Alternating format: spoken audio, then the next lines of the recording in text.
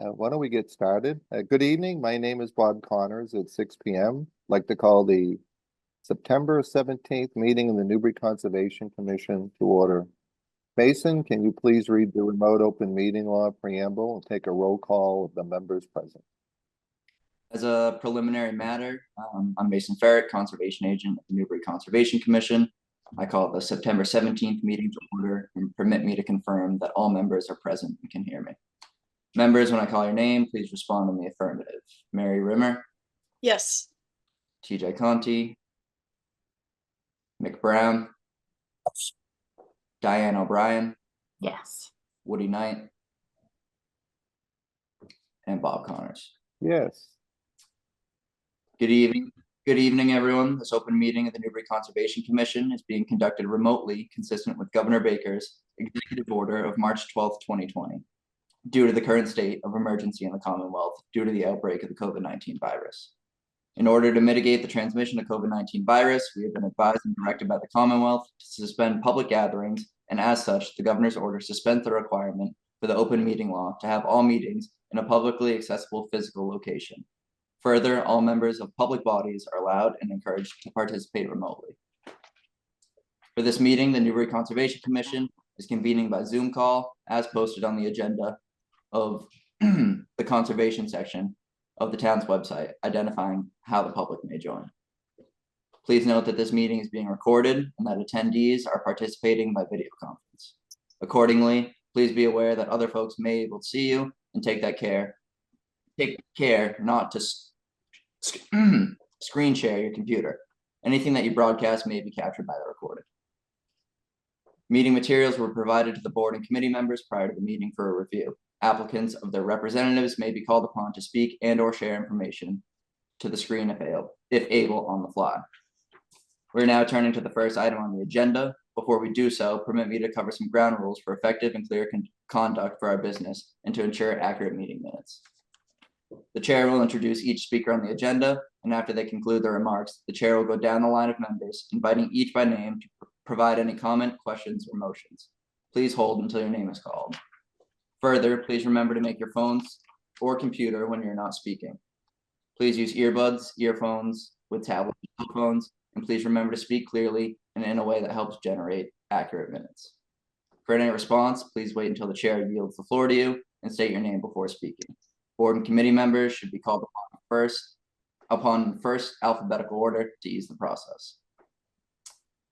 After board committee members have spoken, the chair will afford public comments as follows. The chair will seek questions through the chat function. When participants are using this function, please list your name, address, and then your question. The chair will then seek questions from the public who wish to speak. They will be asked to identify their names and addresses. Question. Once the chair has a list of all public commentators, they will call on each name and afford 3 minutes for any comments. Finally, each vote taken in the meeting will be conducted by a roll call vote. Okay, thank you, Mason. All right, upcoming meeting dates, October 1st, October 15th. Meeting minutes review. We have the September 3rd, 2024 draft minutes in the Dropbox. When we take a moment, see if there's any questions, concerns, or corrections. I didn't see the minutes. I didn't see them either. Oh, good. So it's not just me. Well, then why don't we do this? Why don't we not? We won't address the meeting minutes tonight. We'll just move on to the next order of business. Okay, first order of business, enforcement order for expired DEP file number 0501344 20 Point Road, Sunset Club, for unauthorized work, including the construction and relocation of structures. The respondent has submitted an NOI and it will be heard later on, so no further action is required on this matter. The next open enforcement order is 105 Boulevard, unpermitted yard work. Again, no action. The applicant has provided a revegetation plan and is awaiting plants as to timely revegetate his yard.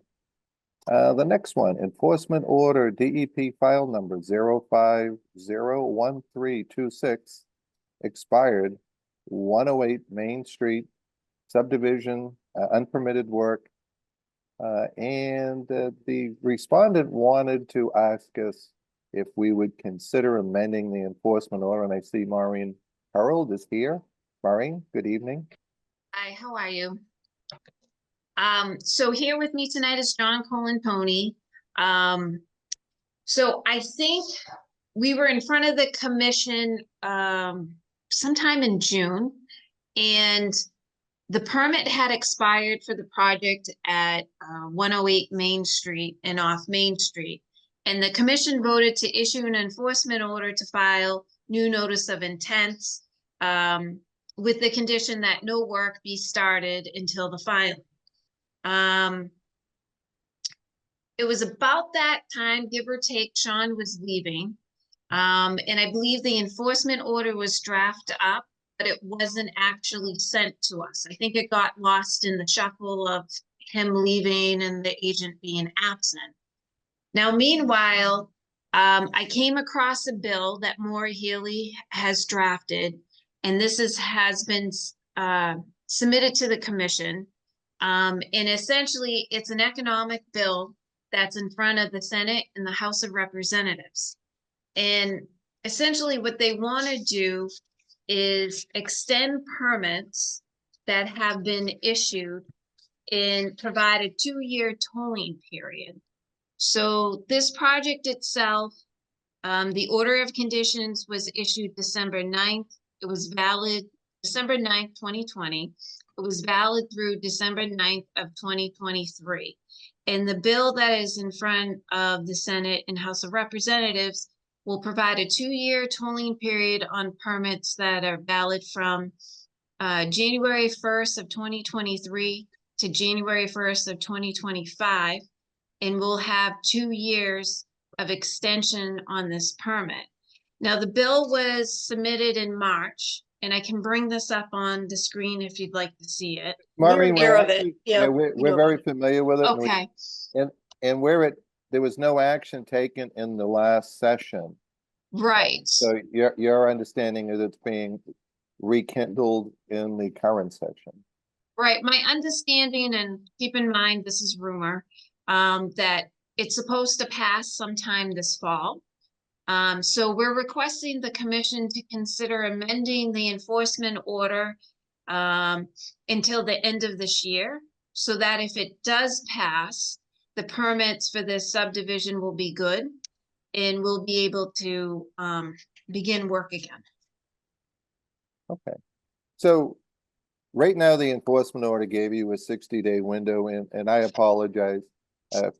I recently sent out the enforcement order that we found in the Dropbox that had been prepared by the previous agent, but hadn't been sent out to the respondent.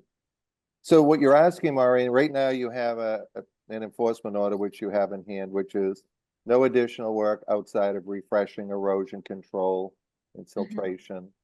And what you're asking us is to amend that so that requiring the NOI be submitted no later than 12/31/24.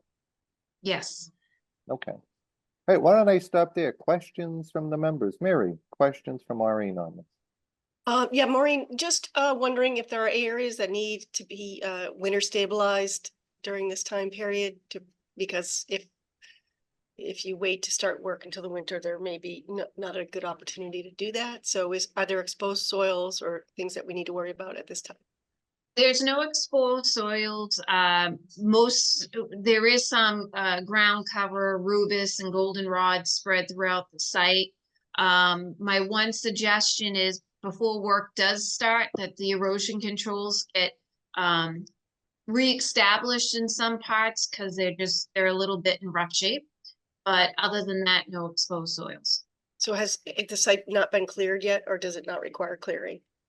The site has been cleared of the trees, and the erosion controls were installed and the wetland flags have been refreshed in the field. So the clearing's done. It's just performing the additional earthwork. Okay, so I guess what I'm asking is, do you think the erosion controls need upgrading before winter?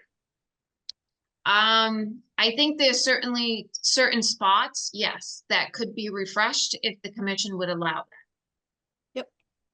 Yep. I would recommend that, Bob. So Okay. Yeah, it's actually in the order Yeah, that they can, no actual performance of site work outside of just refreshing the erosion control. but rather than making it optional, to make it a, a requirement, that they do that. Okay. All right. Thank you, Mary. Mhm. Woody, any questions on this one? No, I don't have any questions at the moment, Bob. Thank you. Okay. TJ, any question? No questions. Mick, any question? No, I think Mary covered it very well. Thank All you. right. As always, Diane, any questions? No problem with this. No. Okay, and I have no questions.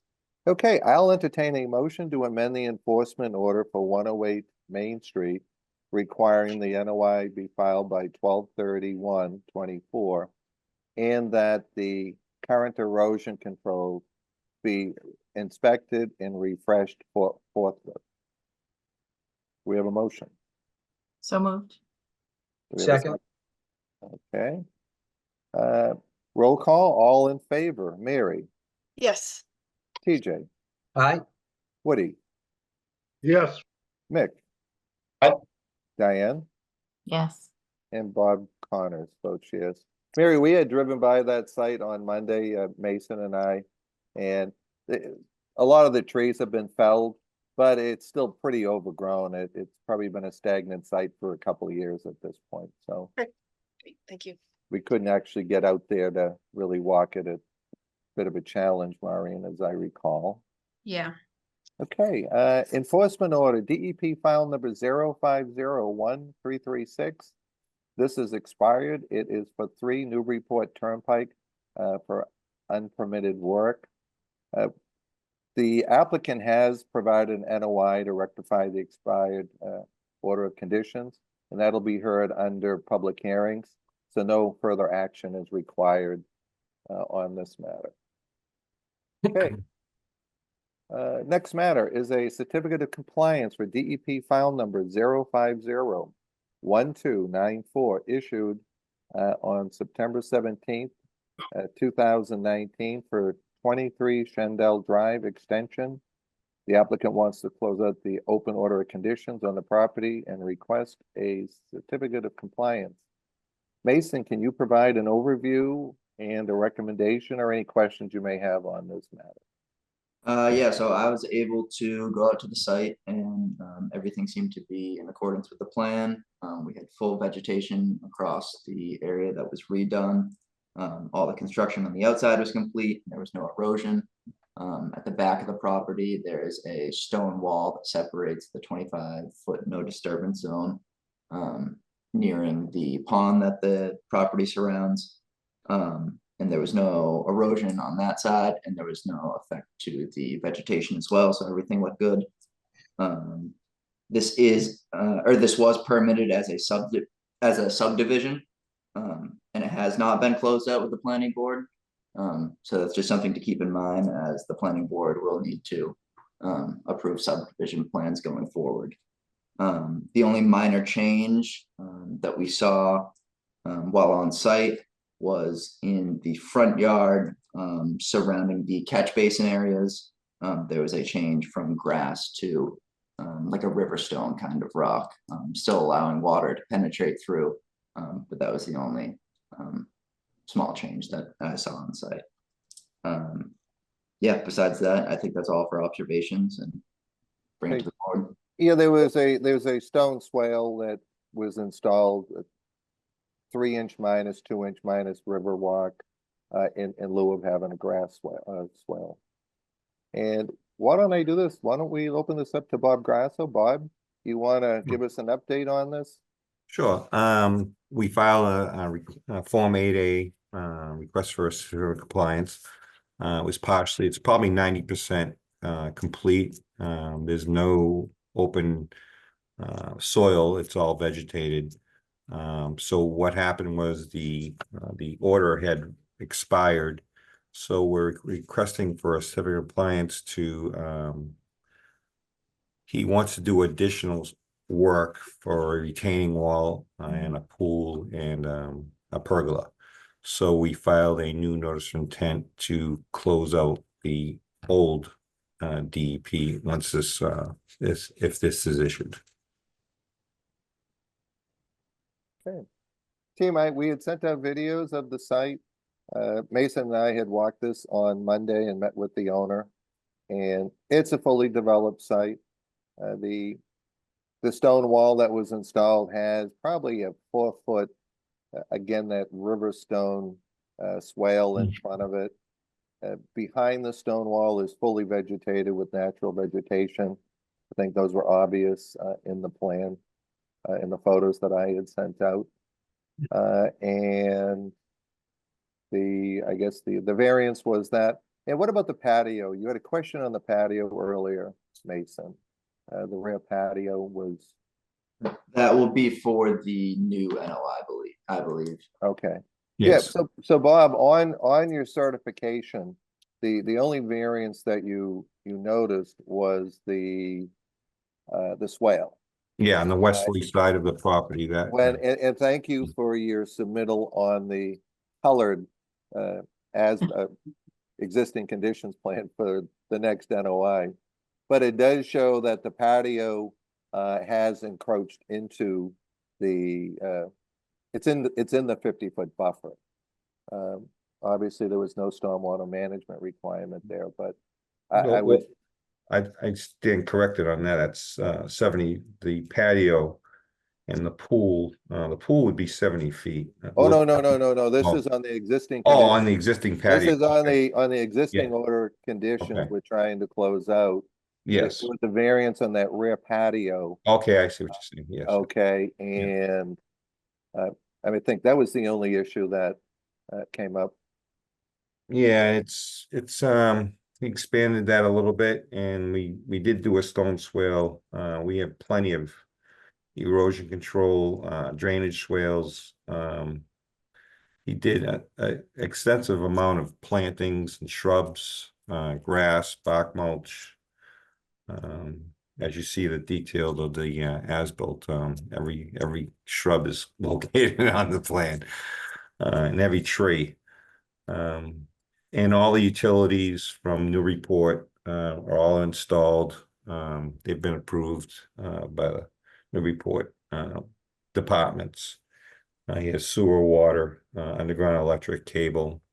That's all been installed. And the only really on the westerly side of the property would be the only thing that would be undeveloped in that swale that was proposed from the initial notice of intent was not constructed. And with the new NOI, we will propose that on the new notice of intent. All right, Bob, why don't I hold you there and open this up to questions? Mary, questions for Bob Grasso? Yeah, just regarding the swale, so you're saying that the swale is shown on the plan that was supposed to be grass is stone, but it wasn't completed. Is that correct? No. Okay. The There's stone actually swale two of behind them. the Different house. swales? Okay, Yeah, the stone swale behind the house was going to be grass, but he put in stone, river rock, which is actually a better type of better swale. It solution, cuts yep. down the energy of Yep. any flowing water, and it's still pervious. and where's the swale that it wasn't constructed? It's up on the left side of the property, on the west side. Bob, why don't you put up your Yeah, sure. green colored map? I think Great. that was. Well, that's my notes. I have two plans. One that's the as-built, and then one's for the new notice of intent. So which one do you want? The as? Well, the green colored plan, I think, will show. Okay, I can do It'll that. be easier to point out the area, I think. Can you see that? Yeah, there you go. All right, so let me just get in here. So there's an existing stone wall right here, which stops any activity, and that's all vegetated behind there. The water flow comes down through the grass through here, hits the stone swale into that existing tree well right here. This is all fully developed, all stabilized. We have binder pavement up to here, showing right here. This is the only area that was not developed. It's just like, it's vegetated. And the only swale that wasn't built was this swale right here, right on the initial notice of intent. But the site is completely stabilized. Okay, thanks. So is that section of swale intended to capture runoff from the pool? Yes, yes, Okay, from the new notice of intent. I'll get into that once we. yeah, okay. Just as long as it's not needed for runoff No, not right For the now. ven- There's, for no, what you've got there. Okay, yeah. thank you. That clarifies it for me. Thank you. Okay, thank you, Mary. TJ, any questions for Bob Grasso on this one? No further. Nope. Okay, Woody Knight, any questions for Bob Grasso? No, I don't have any questions. Thank you, Bob. Okay, Mick, any questions for Bob? No, looks good from the videos and photographs. Looks really good. Okay, Diane, any questions for Bob Grasso? No, I'm good, thank you. Okay, I do not have any questions. Are there any raised hands from the public at this time? I don't see any, but I rely on all of you to be my eyes on that. All right. Okay, do any members have a request for a site visit or additional information at this time? Nope. I will entertain a motion to issue a certificate of compliance for 23 Shandell Drive extension. Roll So call. moved. Second, Okay, so it's TJ and Diane. Roll call, all in favor, Mary. Okay, Mary Yes. signaled yes. Yes, TJ, Yes. Woody, Yes, Mick, Aye. Diane, yes. and Bob Connors votes yes. Okay, Bob, see you on your NOI. Thank Okay. you. Next Thank next matter before the commission is a certificate of compliance for DEP file number 0501410. This was issued on July 6, 2023 for 53 Green Street. A new dwelling has been built and as-built has been provided. Mason, can you provide an overview and a recommendation on this matter? Yeah, so Bob and I were able to look at the site. Everything looked according to plan. The site was fully stabilized. They had sprinklers on the backyard for the backyard just because of how dry it's been this summer. Really trying to have that grass established. And then the only change that we saw was a small addition of river rock on the side of the driveways. And that I believe is reflected in the photos that we shared. But besides that, everything inside looked good. Yeah. Okay, is the applicant here? Is the applicant here for answer any questions? I'm not sure who is. All right. Well, team, we had sent out the pictures of the site. It is. I mean, honestly, they did a nice job, as was 23 Shandell. The attention to detail and the vegetation. This is just lawn. 85% of it, I would say, has taken. Obviously, it's been a dry summer, but everything looks good, looks healthy from my perspective. So why don't I stop there and open this up to questions? Mary, any questions you have on this one? no, it sounds good. My only question is that my recollection was there was some kind of special condition for additional plantings or protection for that rear wetland. I And sent the pictures of that rear wetland, and it looked like it was more like a wood chip bank. I had filmed that when it shouldn't have been, because I went out there, I remember when this was being approved, and it was just dense shrubs there. And you know what? Yeah, do we have the order of conditions in the Dropbox? I only Mhm. have, I think we I only understand. have the actual request Okay. for COC. Just see. There's an as-built plan. There's an as-built plan that was attached. Yeah, there's an as-built. I just mean, I thought there was a special, because you can circle back to me and I'll see if I can locate it. Yeah, if you go to the 53 Green Street, the email I sent out with the pictures, it shows you that whole area behind the fence going up. Pictures are pretty detailed. I don't know, Mason, I could probably try to put this up. Let me do this, Mary. Why don't you just check, if you check your, I'm just gonna check the registry to see if I can pull up the order. okay, okay. All right, Mary, I'll circle back with you. Thank you. TJ, any questions on this one? Did everyone get the pictures I had sent out, the video? I Yes. did. Okay, Yes, okay. Anything, you're all set, TJ? No, I'm all set. Okay. Woody, any questions on this one? no, I don't have any questions, Bob, thanks. Okay. Mick, how about yourself? Any questions? All set, Bob. Thank you. Okay, Diane, any questions? No, I'm good too, looking for the order of conditions. One of us will find it.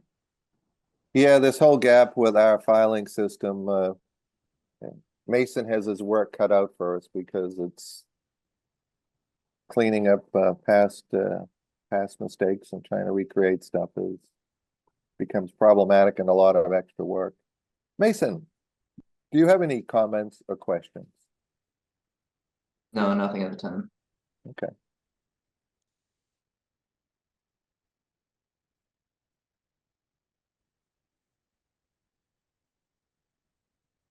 Mason, can you put up the site plan and the cover letter from the engineer?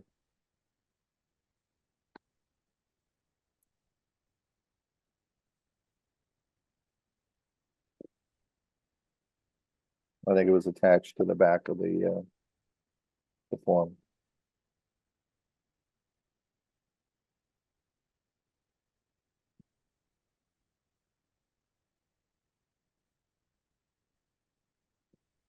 No, actually, I have it here. I was just curious on the wording that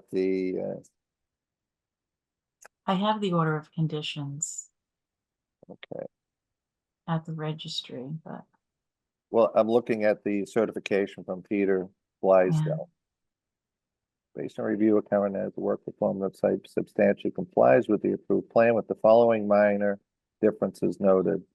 An additional stockade fence was added to separate the backyard of Unit A and Unit B. Crushed stone shoulders were added to the paved driveway for additional stormwater runoff mitigation. Additional mulch beds and plantings were added along the southern property line. The proposed riverfront enhancement area will move closer to the two-family dwelling. The septic system was relocated closer to the southern property line due to ledge encountered during excavation at the northern end of the system. And okay, why don't we go to the as-built and just see if what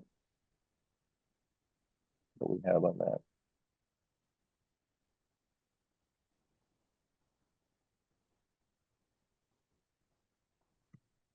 Mary, this was relatively last year. We approved this. I don't remember this being all that complicated for some reason.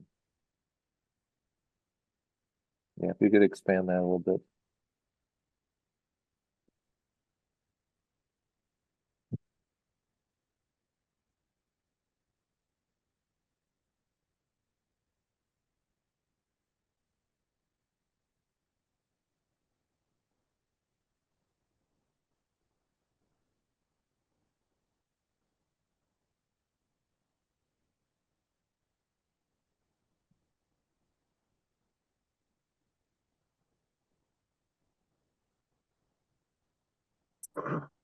Bob, if I may, Yeah, Woody. so was it blueberry bush they put in there? Yeah, that so what- I'm just having a flashback. there were was mitigation something- plantings that were required under the special conditions. Yeah. So I had sent a video of that area. And it shows, And permanent markers that were required. yeah, It says applicant shall install permanent markers delineating the approved limit of work erosion control line to prevent additional encroachment towards wetlands. Applicant shall provide documentation indication the detailed locations of these markers at or before the pre-construction meeting, and type and placement of markers shall be subject to final review and approval. by the NCC or its agent. Mitigation plantings shall be monitored for a period of 2 full growing seasons following installation. During this monitoring period, reports shall be provided to the NCC no later than December 31st of each year. These reports shall outline the status of these plantings, current survivability and need for any replacements, and the status of the native plant encroachment in the area. Mitigation planting shall have no less than 75% survivability at the end of the monitoring period. Planting survivability of less than 75% may be supplemented by demonstration of significant natural encroachment of native species. So they put a split rail fence, Mary, along the back boundary, separating the yard from the resource. Yep. And in the area of I'm just looking at the pictures, in the area that plantings were proposed. There are plantings in the video that I took. Yeah, I guess we don't have any information about that from the applicant, though, in Right. terms of where they are and whether they followed the mitigation planting plan that was submitted. I would expect he would have added that as a variance from the plan in his, Well, usually the engineers don't they don't get into the do plan. that part of the thing. And if Okay. it's still being mowed in areas where there are mitigation plantings, then that, I just think that maybe we need to circle back, and if there's not a pressing need to issue a certificate of compliance tonight, I think transfer of ownership or anything. I think it is a transfer of ownership. Mason, why don't you do this? The video I sent, it seemed pretty clear to me, to be honest. Mason, you had that, I sent you that link. If I try to open it up on my computer here with everything else, 1 second. it was an email and it was for 53 Green Street that went out. We sent these out separately on, on Monday, actually.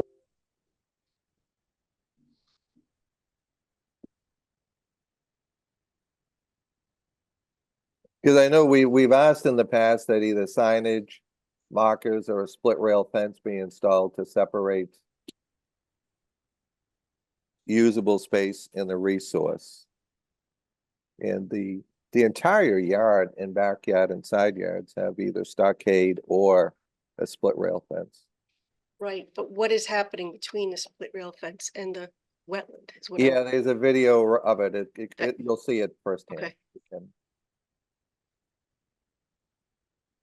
And Mary, you would have got that email as well. It might be just as easy for you to Yeah, check your emails from yesterday. The caption would be 53 Green Street, COC.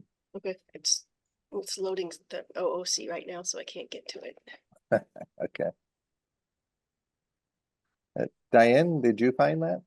I'm not looking at the video, but if we need to look at it after 2 planting seasons, and this was the order of conditions only came out in This is the first one. August of 23.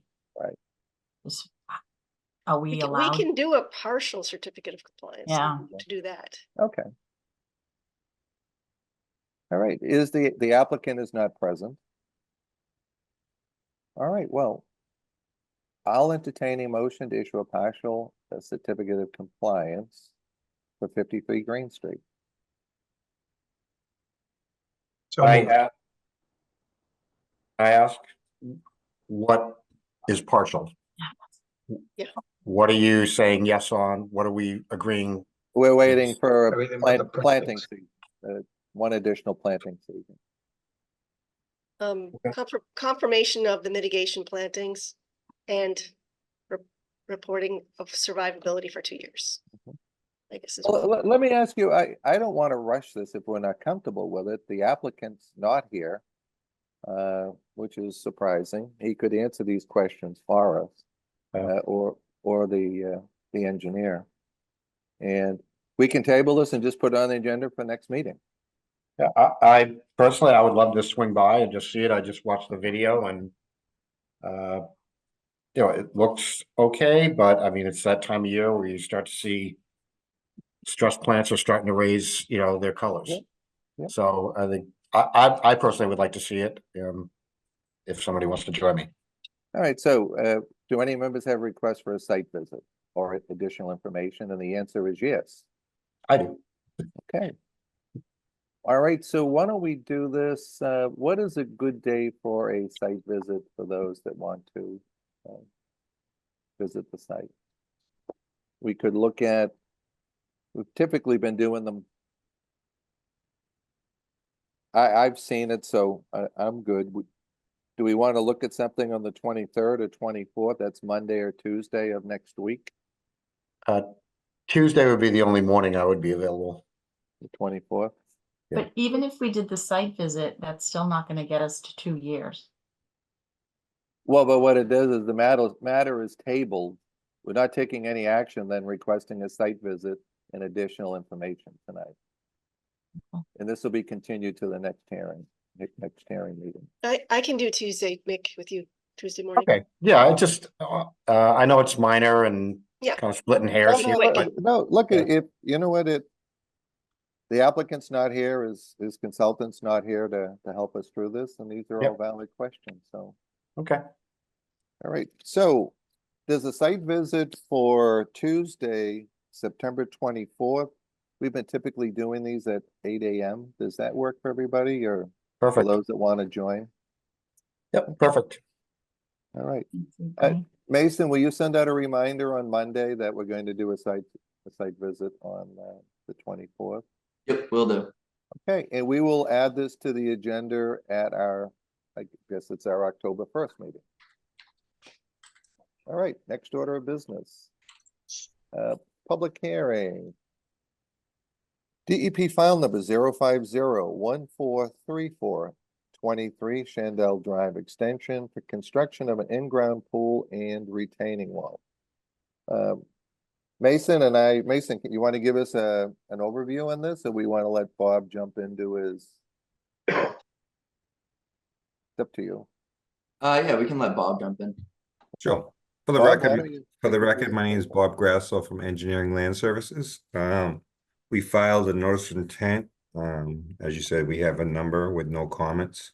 We filed on the category 1A, work on a single family lot, addition, pool, and etc.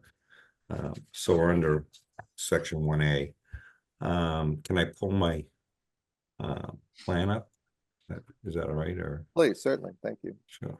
Let's see what we got here. Can you see that, or? Not Yeah. as of yet, Bob. Okay, share, and then this one. Can you see There we that? go. Okay, here we go. It's loading. All right, so you saw the as-built from the previous certificate of compliance. What we're proposing to do is there's a stone, we're gonna build a stone wall like this right here, and then do a landscape block wall shown right here. That was to keep the ground level up on top. We're also proposing a gunite pool shown right here, a pergola, which is 11 feet off the property line, which is 10 feet is required. And it'll also be a pool patio. It's slightly raised above the, it's 24.9 would be level around the pool. And you got 24/7 for grade, so it's gonna drain this way, and it's gonna drain towards the retaining wall. The retaining wall will have a rail, a fence and rail shown along here, and also the stone wall will also have a fence and rail shown right through here, connecting to that existing landscape wall, and there'll be some side steps to get down to the existing grade right here.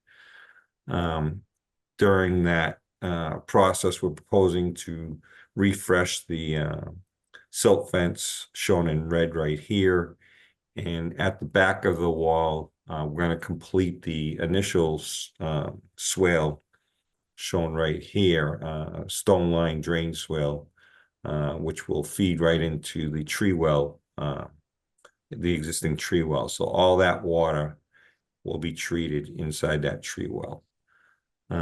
So the only disturbance would be in this area right here. And it'll be, it will be all grass, there'll be loam seeded. The grade to the abutter on 16 Shandell Drive will be going the runoff will be going towards the wall and towards the pavement. And any runoff would catch into the existing stone swale, into that existing leaching catch basin, right, shown right here. And that's it. I mean, that's what he's proposing. Any questions? Okay, thank you, Bob. Questions, Mary, questions for Bob, Bob Grasso on this project? Yes, thanks, Bob. The wall you're proposing, the only concern I have is, directing water away from that wetland that, it potentially is feeding. So I'm assuming Mm. there are leap holes or something allowing and drainage along the wall to provide groundwater to enter. Yeah, that would be the stone line wall, so that whatever water comes, off the existing grass will go over the wall and down and hit that swale Mhm. and feed into that. It will be, infiltrated inside the existing grade and into the tree well, which Okay. would be treated. Do you have to do any additional clearing for that? Yes, there's the existing slope right here. There's just some shrubs and, like brush. Mhm. Nothing like, mostly thorns. It's like, it was really thorny. The whole site was thorny when I Mhm. first started this job. So that will be treated, with the tree well. And we'll have to go for a building permit for the wall because it's over 4 feet, and that's why we have to put a fence and rail up on top of the retaining wall and that stone wall. And last thing is, did you update the wetland delineation, or are we relying on the same wetland delineation? That has been reflagged. So it's still there. I mean, we didn't change the line. It's just got refreshed. That's it. You mean refreshed, you just refreshed the existing flag locations, or did Norse go back out and confirm that it's still accurate? Because I actually went out there and saw the flags and just, hung some blue ribbon where they were. okay, because just so the rest of the board knows, it delineations expire after 3 years. So 3 we don't have years, to accept anything, right, without additional review. So if Mason's looked at it, or anyone else on the board, and it seems accurate, then that's fine. But Yeah, I just wanted to point and that this out. retaining wall and stone wall will be like, the limit of any further disturbance towards the wetland. Yeah, So, so you have plenty of wiggle room there. Yep. yeah. Thank you. That's all. The other thing too, Bob, on the pool deck and the pool, when we were out there, the owner was mentioning that probably 50% of this property is going to be pitching towards the swale on the street based on the elevations of the pool and the pool deck. Yes. Okay. All right, thank you, Mary. I'll circle back one more time before we wrap this up. TJ, any questions for Bob Grasso on this? No, very clean. Like the presentation. Okay, Woody, any questions? No questions, Bob. It looks good. Thank you. Mick, any questions on this for Bob Grasso? Yeah, hi, Bob. Just a couple of quick questions. I'm not really super familiar with the site. Sure. So as far as like, say, the runoff towards the northeast, towards the drive, the primary receptor there is your leaching catch basin, correct? Yes, that's correct. It's And that's- it's river rock swale, and that will catch. And you got the bark mulch to also slow down the Sure.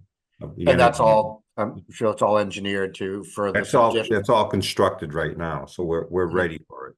Right. And it has the capacity for this additional runoff. So that's all.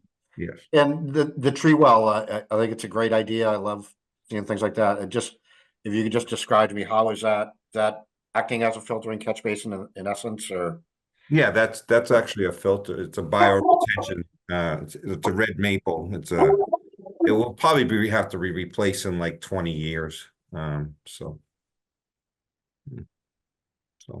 Yeah, it'll handle some moisture. We know that. So, but no, They interesting like project. water. They like water. They do.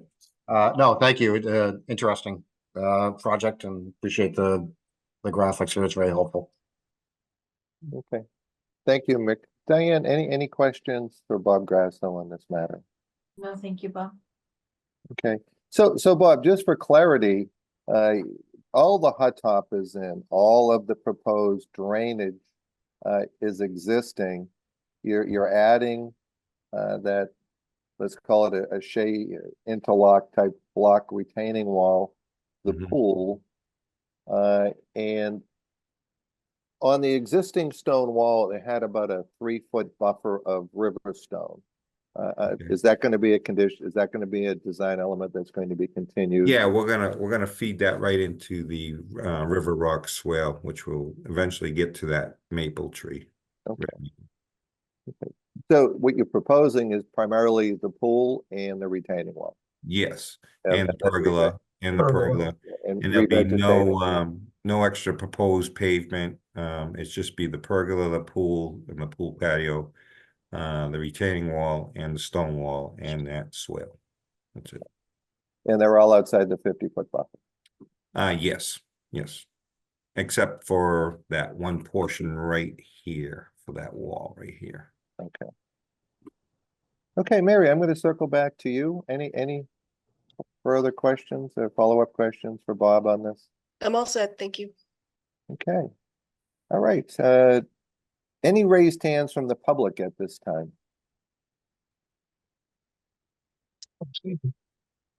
Okay, hearing none. Do any members have a request for a site visit or additional information, plan amendment, or adding additional content to the notice of intent? No, Okay, hearing none, I will entertain a motion to close the public hearing. So moved. Second. Okay, so that's Diane and TJ. Okay, roll call, all in favor, Mary, Yes, TJ, Aye. Woody, Yes, Mick, Aye. Diane, yes. and Bob Connors vote yes. All right, I will entertain a motion to issue an order of conditions for 23 Shandell Drive extension with the usual conditions. Do we have any special conditions we want to add to this? Mary, anything that you would like to add to this before we vote or entertain? well, no, I think with the wall, Yeah. we've got a buffer there, so I'm okay. Yeah, okay. Anything we didn't ask about pool draining and, flushing of pool water into the wetland and that kind of thing. I know there's standard conditions having to do with pools and I don't remember what they are. We want to add a special condition that no pool discharge into the Yep. wetland? Yep. Okay. So that'll be the one special condition? Yep. Okay. Very good. Okay. All right. So is there a motion to issue a order of conditions for 23 Shandell Drive extension with the usual conditions and the one special condition of no discharge of pool waters during no discharge of the pool waters into the wetland? So we'll So come up a little bit, we'll come up with a little better verbiage than that, but okay. Do we have a second? Second. Okay. Okay, roll call, all in favor, Mary, Yes, TJ, Aye. Woody, yes, Mick?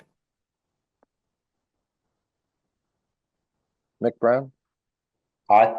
okay, Diane, Yes. and Bob Connors votes yes. Okay, thank you, Bob. So Thank you for your Bob, time. What we've been asking, we're still playing catch up and Mason is digging up from a pile. We would certainly entertain a draft OOC for our review. Okay, It may expedite the process for you. I'll have Maureen All Hurley work with that with me. Okay, All right. thank you. Thank you very much. Thank you. Okay, next matter is, it's a public hearing. DEP file number 0501433, 76 Main Street, to construct a repair septic system for the property. The proposed work is within the buffer zone and bordering vegetated wetland. Mason, want to give us an overview on this one? Yeah, so I was able to go out to the site, existing dwelling and septic. There's really no other place for them to put it. I'm pretty sure the existing septic is failing or beginning to fail. And they're also pending a Title V permit as well. And Bill Manuel is here, so I will let him take over and explain from there. Okay, good Thank you, evening, Bill. Mason. Just give us your name, your title, and your presentation, Bill. Thank you. Bill Manuel, consultant for the owner, Mr. Peterson, who's also here. And this is, as Mason said, replacement of the existing septic system. This lot is only 7,800 square feet. The wetlands, the ground is higher in the front, drops off in the back. It basically has a walkout basement type of setup. The wetlands are across the yard, the hydric soils across the maintained lawn in the backyard. The only place to put this system is as far away from the wetlands as possible and the highest ground on the lot, which would be up in this front corner here. It is virtually directly over the existing system. That is going to get excavated out. We're going to try to salvage the existing tank, which is right here. If we can't, if they pump it and inspect it and it needs to be replaced, then it was shown on the plan to be replaced. So we do show appropriate erosion control right around the work here. I'm just noticing, oh, here it is. The erosion control is back here. The one thing I wanted to point out to you is there is a large tree that's right on the corner of the house. It towers over the house. And I mentioned to Wayne right after Mason and Bob left the site, they said, gee, that tree, it's going to get impacted by the grading. And we may have to do something about that. And Wayne told me that the tree was scheduled for removal. I didn't know that at the time of filing, and I would like to add this for this tree to be removed. Mr. Peterson is amenable to installing another tree somewhere on the property. But this tree is just, it's a beautiful tree. It's a tall birch tree, but it is absolutely, it's within just a couple of feet of the home, and the branches are completely over the roof. It really needs to go. It's already been pruned back once. He's already had his roof cleaned off from moss and stuff like that. So unfortunately, as Mr. Peterson said, it's a beautiful tree in the wrong location. It will be affected by the grading here anyway. There'll be almost 2 feet of fill up around that trunk. So I wanted to point that out to the commission. Perhaps that can be added as an order of conditions to install one tree for the replacement or this one to be removed. That's essentially it. It's replace in place, in kind, no expansion of bedrooms or anything. We have a DEP number. I'm hopeful that we can close the hearing tonight and have the commission vote to issue an order of conditions. We are trying to get the system in the ground before winter. The system has not been approved by the Board of Health officially, although we have 99.9% confidence it will be approved. It does need a hearing, and unfortunately that hearing will not be until October 17th, which is after your second October meeting. So to wait for that and have to wait for your November meeting, then the issuance of the OC, then the 10 business day appeal period, we're kind of pushing the envelope. We'd be looking at a December 1 start. So for that reason, Mr. Connor explained, we take our chances. If there's any changes that come out of the Board of Health process, we know we have to come back, but we're pretty certain that the plan going to the Board of Health is going to be the plan that's approved. And we, as I said, we'll take our chances on that and ask you, if assuming nobody wants to see the site, if you can close and approve the project tonight. Okay. All right. Thank you, Bill. I'll open this up to questions from the members. Mary, any questions for Bill on this project? No, I mean, I think this, a special condition, if the tree can't be protected, like with a well or something like that, that another tree be planted on another location of the property, that would be great. And Bill, when did the wetlands get flagged on this one? I think March of this year. And I assume that Mason's been out there to take a look at it, so I'm good. This is standard septic repair. Mary, so when we were talking to Bill and the owner, we had mentioned that, traditionally or typically, we don't close out the order, the approval until they've had Board of Health sign up, just so that they didn't have to come back. We certainly can do it. But traditionally in the past, we haven't. And we discussed kind of temporarily in the field that we could just have a special condition that it's subject to Board of Health final sign off or something like that. Yeah. That would- If that's the way they'd like to do it, I'm fine with that. Okay. Okay, thank you, Mary. TJ, any questions for Bill on this one? Nope, no other questions. Okay, Woody, any questions for Bill? I don't have any other questions either. Thank you. Okay, thank you, Woody. Mick, any questions on this? No, I agree with the tree, especially if it's a birch, Bill. We all know if it's up and over the house, it's a birch, it's a pioneer species, it's probably close to its maturity anyway. And if you backfill over the root system, that's gonna suffocate the root system, so it's probably gonna fail in a year or two anyway. So I think it's a good plan to replace that with something appropriate outside, outside that fill area. Just a quick question is the house occupied and will it be occupied during construction? Yes, yep. So, great. So, what's the plan? Or what are we doing with the wastewater while the system is reconstructed, and you're gonna have a period of time where you're gonna have a disconnect, correct? Right. So what happens is they pump the septic tank. So now there's 1,500 gallons of storage. So during you'll the- basically treat the current tank as a tight tank then? Yes, yep. Is there any, I guess you can't really like do secondary containment after the fact or anything with that, right? But No, I mean, Yeah. the tank would have to fill up and flow out the outflow. right. Okay, no, just curious what the plan was to deal with the effluent and wastewater during construction, and how long do you think that will be? That Usually construction take period? about a week.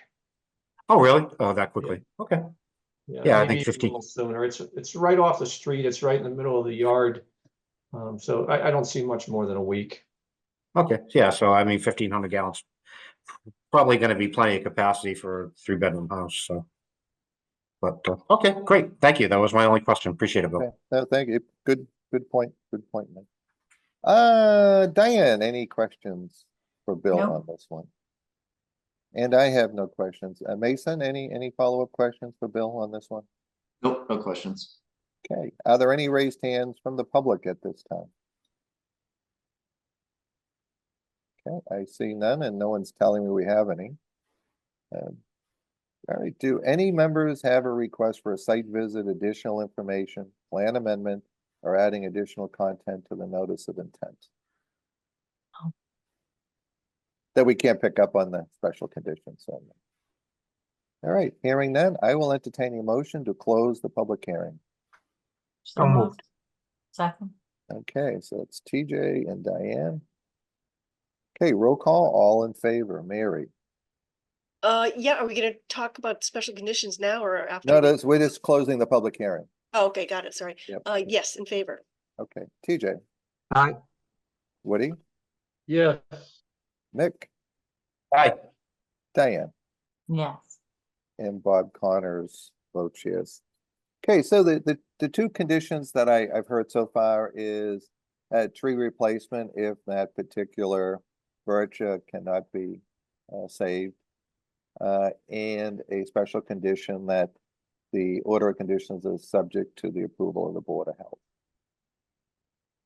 I would just add two things. One, it doesn't have to be a giant tree, it can be a small tree. Yeah, And also that if this is constructed late, it may be not possible to get grass cover established, and so winter stabilization measures may be needed, like straw mulch or saute mulch or some other measure to stabilize the site until we can get it to germinate in the spring. Oh, good point. Okay, any other special conditions we want to consider? All right, I will entertain a motion to issue an order of conditions for 76 Main Street with our usual conditions and the special conditions of tree replacement if necessary. Do we want to have that out of the buffer, or do we want to restrict where the tree goes? Or It's such a small lot, it's kind of hard. it's so tight, yeah. yeah, I mean, it's gonna be best effort. There is no area outside the buffer on this lot, but it's gonna have to go in the backyard. The Yeah. front yard is encumbered by the system, so, Yeah, So, tree for a tree, Bill. yep. yeah, just Okay, something suitable, you know, red maple, something of that nature. It's gonna tolerate the wet soil, so. Yeah. Native tree, yep. Yep. okay, let me add the native tree contour. Tree. And subject to the Board of Health and winter stabilization measures of ground cover. All right, I'll entertain a motion. We've got a motion. Do we have a motion? We need a second on this matter. So Second, move. second. Okay, so Quick question. Is this Yes. 72 or 76, man? 76 Main Street is the address on this one, Woody. Okay, thank you. I'm sorry. Okay, so Mick, you made the motion. Diane, you made the second. Okay, roll call vote. All in favor. Mary, Yes, TJ, Aye. Woody, Yes, Mick, All right. Diane, Yes. and Bob Connors votes yes. Bill, we've been asking, as we're getting Mason up to speed and trying to dig through a stack of paperwork on his desk, that we would welcome the applicant to submit a draft OOC. We can include the special conditions. I'll get right on that tomorrow morning. Okay, and I think that way there we can expedite this for you. Terrific. Thank you for your indulgence and moving forward quickly on this. Okay, thank you, Bill. Okay, next order of condition, next order is a public hearing on the notice of intent. This has not been assigned a file number. It's 46 Cottage Road, and it's for demolition and removal of an existing residential structure, followed by construction of a new 3-bedroom, single-family residential structure on a full foundation and other associated site improvements. Associated site improvements include new septic tank, pump chamber installation, new paved driveway, and reconnection to existing utility services. It's as a practice, the chair has been deeming these submittals incomplete without a file number, without any technical comments. If the applicant's here, we're opening the public hearing. Is there Good anyone here? evening, Matt Steinell from Millennium Engineering. Yeah, hey, Matt.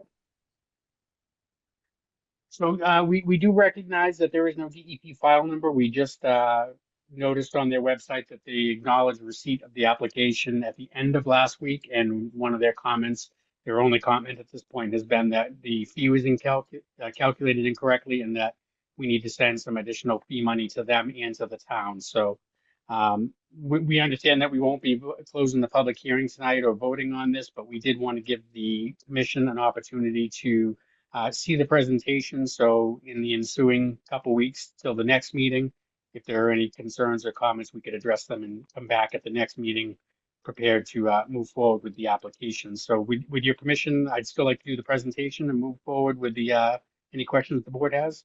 Yeah, no, you can do your presentation, but typically, Matt, I won't entertain questions from the members until we have a complete file. So you go ahead and make your presentation. Okay, so as you indicated, this is an application for the demolition of an existing residential structure and a construction of a new single-family dwelling, essentially in the same footprint. We're going to be pulling it back just a little bit. I'm going to zoom in here on the house so you can get a better view of what we're talking about. That's fine. So the existing, that's good, right? Thank you. The existing single-family house is right up here on the Parker River. It's very close to the embankment. We have existing tanks on the street side of the dwelling, and then there is an existing separate garage building here. And then there is a gravel driveway that comes over and connects to the paved portion of the driveway, which runs out here towards the Cottage Road entrance. On the street side of the garage is an existing approved septic system that's designed for the number of bedrooms, 4 bedrooms. I'm sorry, designed for 3 bedrooms. The structure itself is an existing 2-bedroom home, but the system was oversized to accommodate a 3-bedroom use. So what the applicant is proposing to do is to demolish the existing residential structure, remove the existing septic tanks that are here, and then to construct a new single-family home, essentially in the same footprint. We are pulling it back a little bit further away from the river, and then to relocate the tanks a little further towards the garage, and they have that connected to the existing septic system. So this will involve the installation of a new septic tank and pump chamber. Single-family house, 3-bedroom home with an attached 2-bay garage and a porch on the side and on the river side of the structure as well. On sheet 3 of the plan set, we have a profile. You can get a feel for what the structure is going to look like.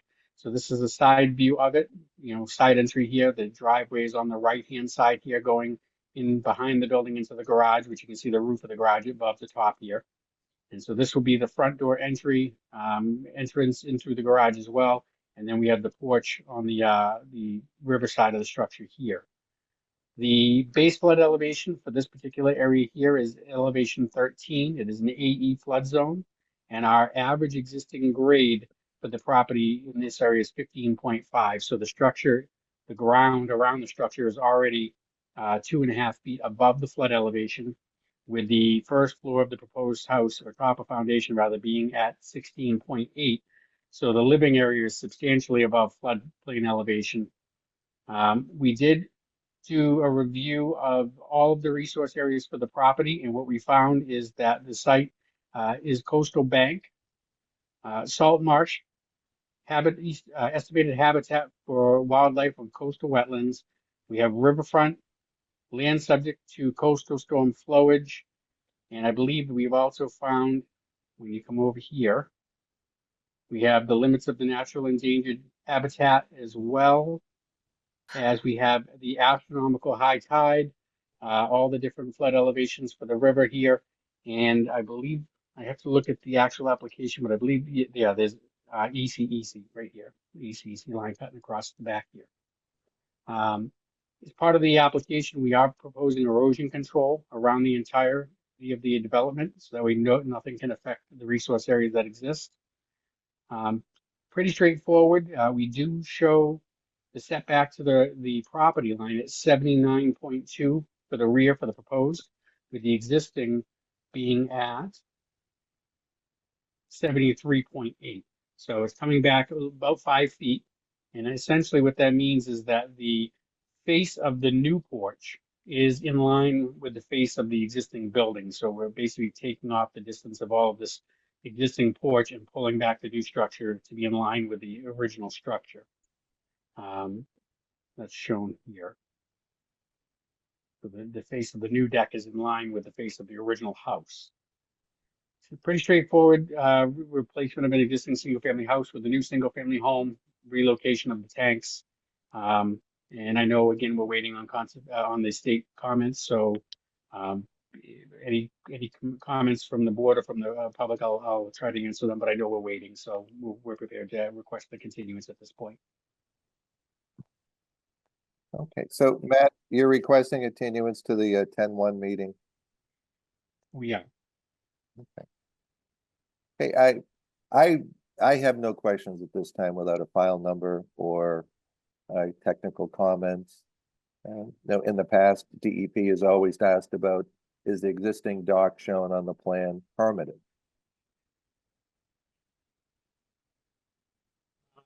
That's a question that I can bring up to the current applicant. I know he is working on behalf of the owner and probably doesn't know that information himself as well. So we'll have to reach out to the current owner to determine that. But I can tell you from investigating the aerial photos of this here, this dock has been in for a substantial amount of time. It's been there. It's not a new addition to the property. So I believe that it's there. I couldn't tell you at this time, and I don't even know if the owner knows whether it was permitted. Okay, I have no questions. Does anyone have a question for Matt?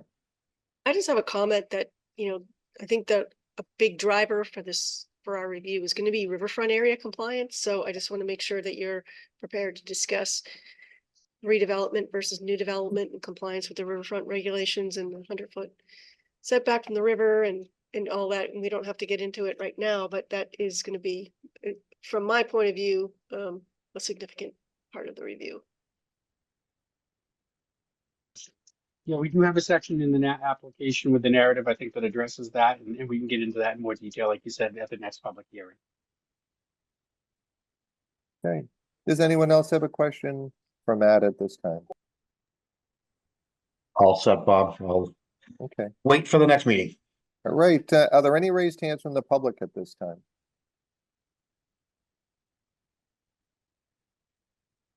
Okay, hearing none. So Matt, at your request, you're requesting a continuance to the public hearing to our October 1st, 2024 meeting?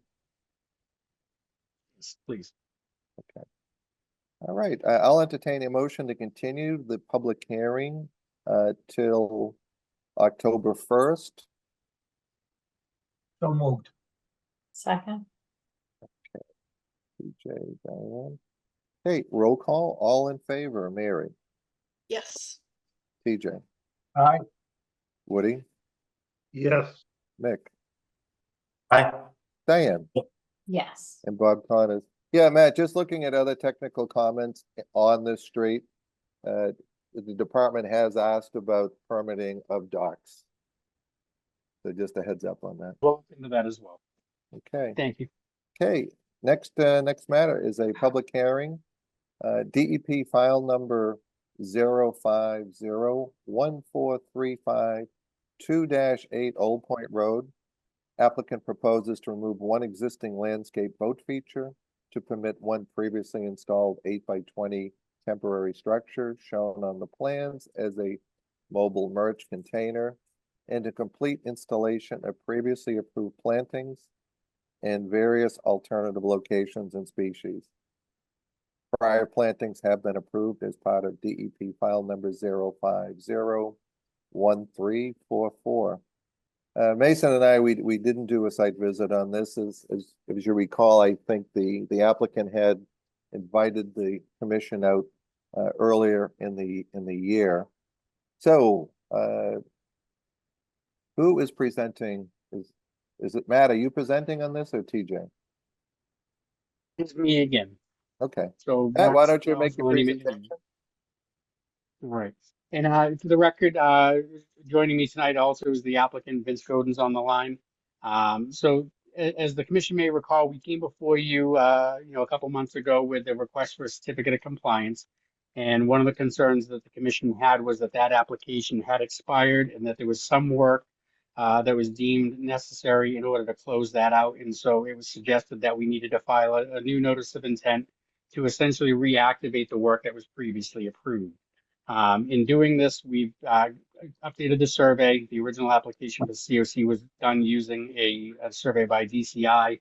And so the new survey that you see before you is a survey that Millennium Engineering has done for the existing conditions. And what we've done is we've taken this information along with a tree or plant inventory that the applicant has provided us. And he indicated the areas where he had plantings already.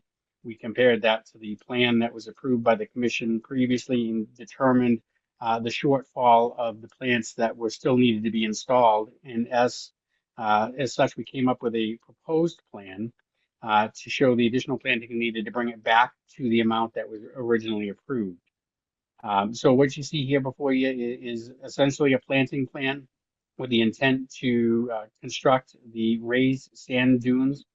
It features along the intersection corner here of the property at Plum Island Boulevard and Old Point to install additional plantings in the areas where they'd previously been approved by the board along the frontage here on Old Point Road. And we're using the same plant species that were as part of that original planting plan. So we're not deviating from that, and we're using the same nomenclature as well. So the planting table, as a matter of fact, is very similar and kind of copied from that original approval. And what we've done is we've put additional plantings, 38 plantings along Old Point Road here, as denoted by these symbols. A couple plantings up here in the corner of the building, 8 VA plantings, 38 PV plantings in this area here, 20 additional plantings here, and then additional plantings along here would be the American dune grass or beach grass along the corner here where the dune feature is being built up. And then some additional plantings in the planter boxes along the front here where the entrance is into the parking lot.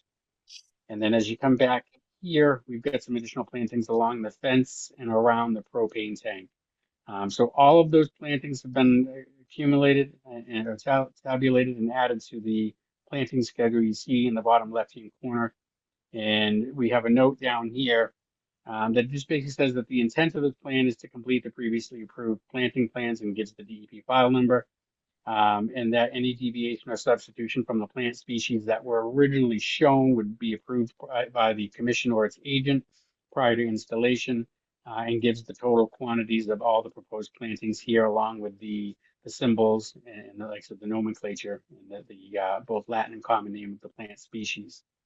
The only other thing that's added to the plan beyond the plantings is the addition of the unpermitted mobile merch container, which is not part of the new application that we'll be amending later. But this is the photo of the mobile merch container. You can see it's just a storage container. They've got other ones on site used for kitchen and other uses to the primary business. And so it matches with that same type of building that was already permitted. And it's in an area over here where it's kind of tucked in tight up against the old kitchen building in the parking lot. And we show in that photo what it looks like, but we show here on the site plan where it's located. Like I said, at the end of the mobile container where the kitchen is, up against the deck and kind of tied up against this landscape feature that's in here, just off the parking lot.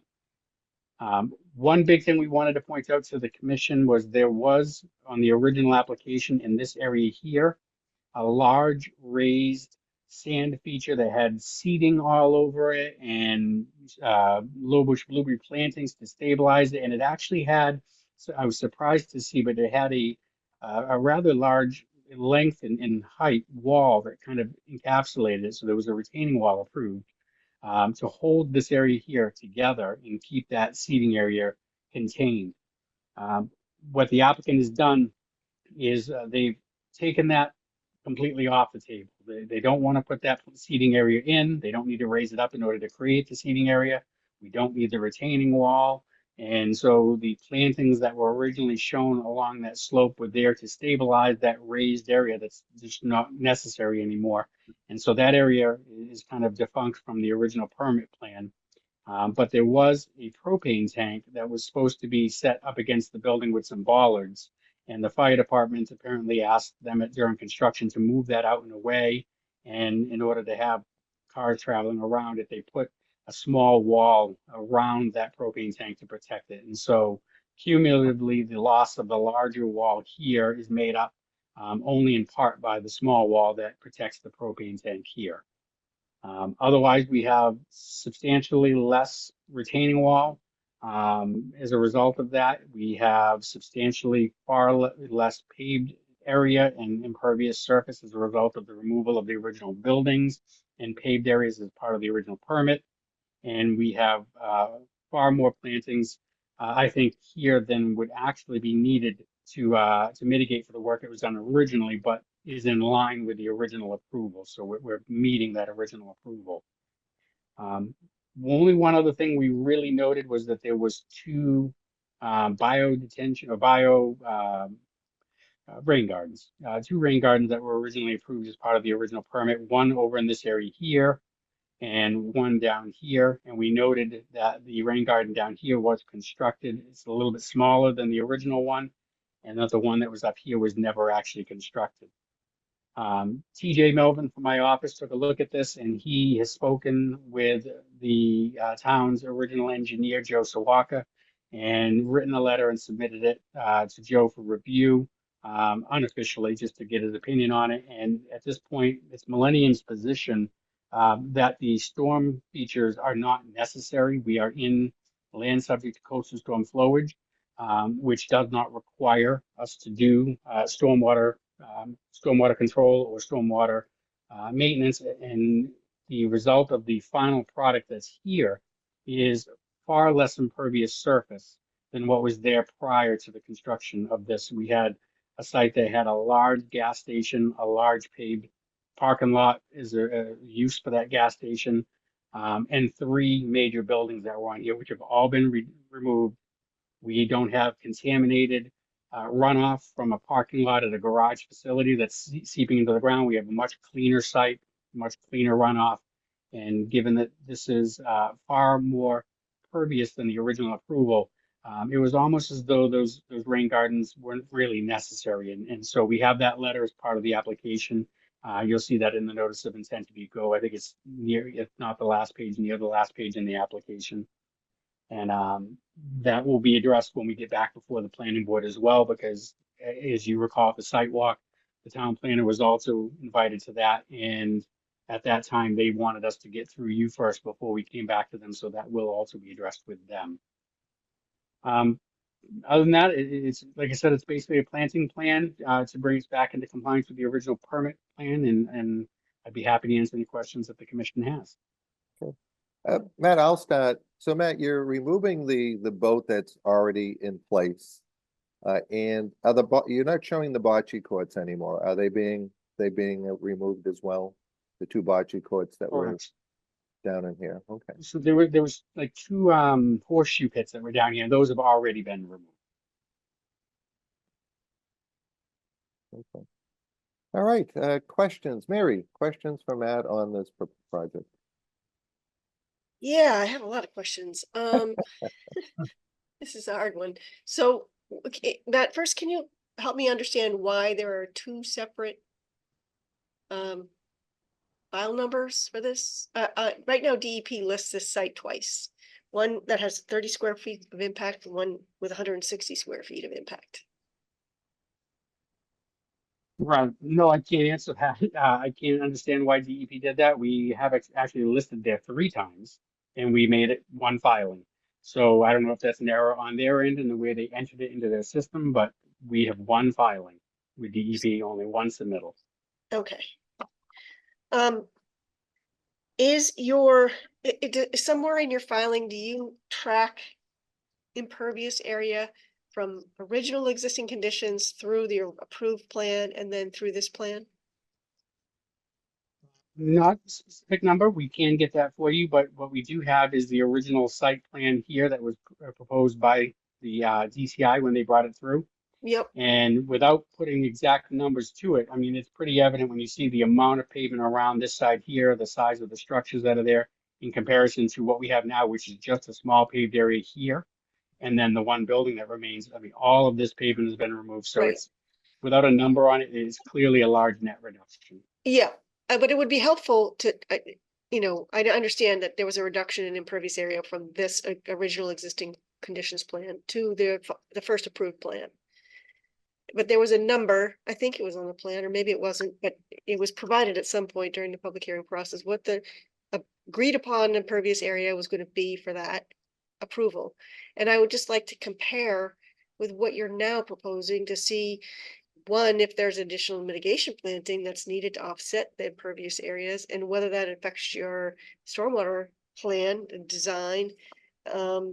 And also disagree with your assessment that just because you're in land subject to coastal storm flow, doesn't mean you don't need stormwater management. You don't need flow attenuation, but you still need water quality treatment. You're not exempt from that. So I think that's why that retention area was there. I see that the mobile merch and both the mobile kitchen and the mobile merch are both at grade, which we don't allow on the Barrier Beach typically, but in this case, for whatever reason, it was allowed as a mobile kitchen because it was supposed to be able to be removed in the event of a storm. I don't really see that it's feasible, given how that is tying into the existing building and utilities and everything. But the mobile merch, at least that should be elevated to comply with Dune performance standards, in my opinion. And What else? I think that's all for, oh, I had a list from when we did our site visit. Yeah, the bioretention area, we talked about the septic tank, dumpsters, there's gravel, the shed has pavers in front of it and the kitchen has pavers in front of it. Between the existing, the restaurant building and the kitchen, there are pavers that look like they're impervious as well, that was not in the original plan. And I think that is all I have for now. Okay, Mary, I'll circle back as we go through this. TJ, any questions on this for Matt at this point? Not more than Mary's. All set. Okay. Matt, swing back, go back to the picture of the boat. I'm just curious. Which boat? The new boat? Yeah, is that the boat that, No. We're gonna get to that here. That boat. that's the boat you're removing? No, that's there's a different boat. Sorry, this is Vincent. Hey, Vincent. There's another. Oh, actually, if you go back a couple, go back a few. Go back, back, back, back. Back one more. Two to the other side. One more. All right, you can see it in the back left corner, right there. There's a Okay. small boat there that is right next to the horseshoe pits that kind of kids just jump all over.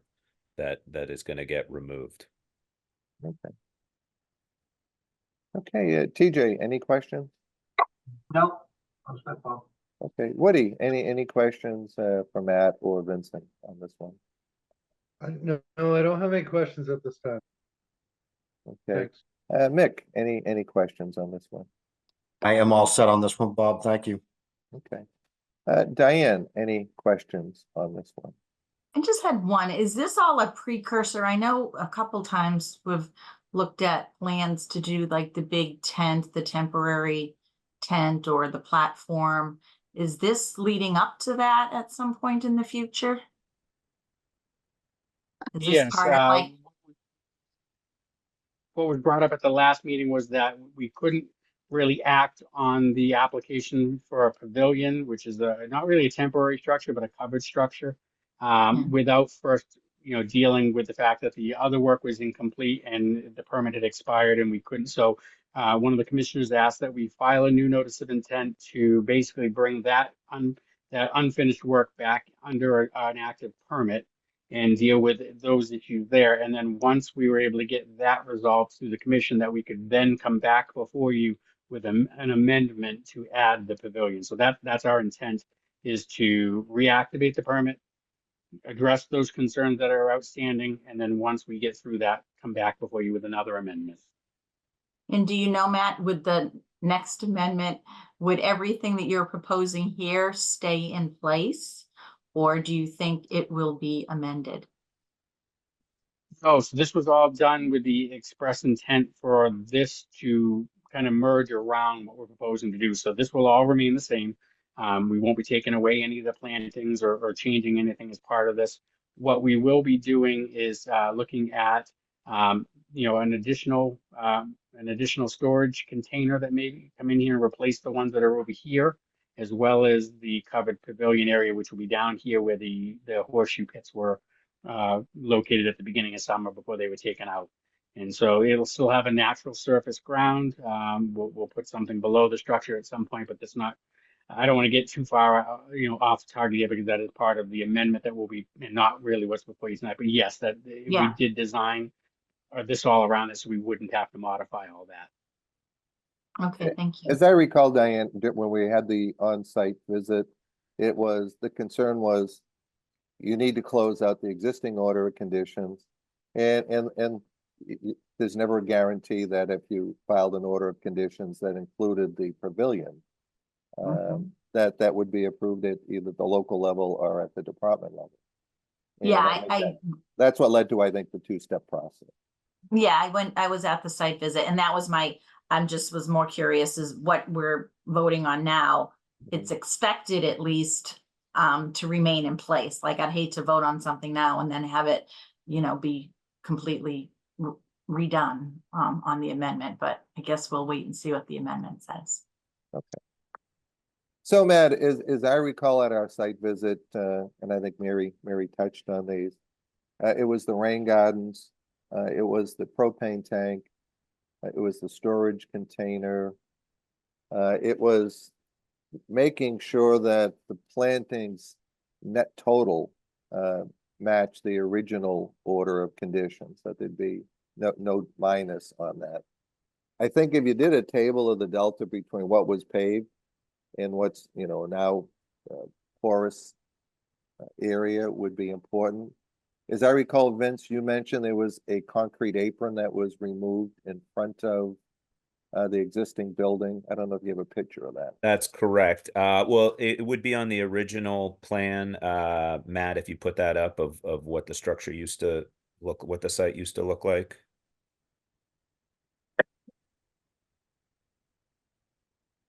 Yes, you can see that rectangle there. So that was approved to remain, but due to just the ability for the transition and we just felt handicap accessibility, it was just cleaner to remove that. So that is a net removal from the original approved plan that And the removed bituminous driveway was also removed that you're showing on the plan. Correct. Yes, but all of that was approved to be Right. removed. That concrete was approved to remain in the original approvals, but we removed it and took away additional impervious area. Okay. All right, Mary, I'm going to circle back to you before I open this up to the public. Anything else, Mary? I think your comment on a table showing the delta between. Yeah, so we know what we're approving for additional work. The impervious versus impervious under this plan versus the original approved plan. I think that's really all we need. Not going back to the original existing conditions plan. Add planting to take out the boat, add the bioretention area back in because I think that's needed, and raise the merch shed. I think those are the items that. On the merc shed, I know we've been asking to just put them on one cinder block to get it up off the ground. That's what we did over on, I think it was it 45th Street? It was over by your neighborhood, Diane. And I think the same thing was down. We did a shed. We had a shed recently. Yep. Yeah, that was a story. It was actually a exact same size storage container. Yeah. That Okay. they were putting in their yard. Yep. Okay. Yeah. Okay. Okay.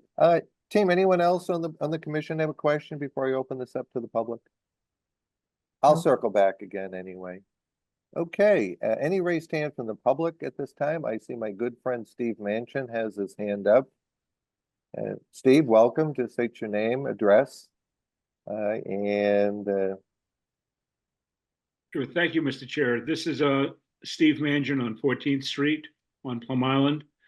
And I may have some confusion still trying to sort out the enforcement against the old file number versus the new one, and not sure where the comments end up. But the basic concerns I have were in a short letter that I sent to the Concom, and really comes down to water and elevation when you get down to it. At a zoning board of appeals meeting, a project was approved by the ZBA for a pavilion. I understand that sounds like it's going to be revisited later based upon what I just heard. yeah, that's not before us tonight, Stephen. So Right. when that comes back, or if that comes back, then that would certainly be the time for questions regarding that. Right, but I'm just trying to also mention at the ZBA meeting, the merchandise shack, the mobile merchandise shack came up. And there was also discussion and approval, I believe, by the ZBA about another storage container. So that during the winter, when it came time to put things away, like the umbrellas, there'd be a facility to put them in. It too seemed to be sitting on the ground. So part of my question would be is, do we have a storage shed as well as merchandise shack that needs to be lifted up off the ground? the other word that comes up when I think about this is the need for an elevation survey. I'm not sure that one has been done, but if the FEMA flood elevation is in the order of 12 or 13 feet, that does get to perhaps some discussion about how much off the ground these mobile structures need to be and what the procedures will be to move them in the event of a flood event. Certainly the kitchen is a mobile structure as well, which received approval under the old NOI, I believe. But it also needs to have utilities being disconnected and a flatbed truck to come out to move it. And my concern, which again ties into elevation and procedure, is that during the January floods, the turnpike was closed.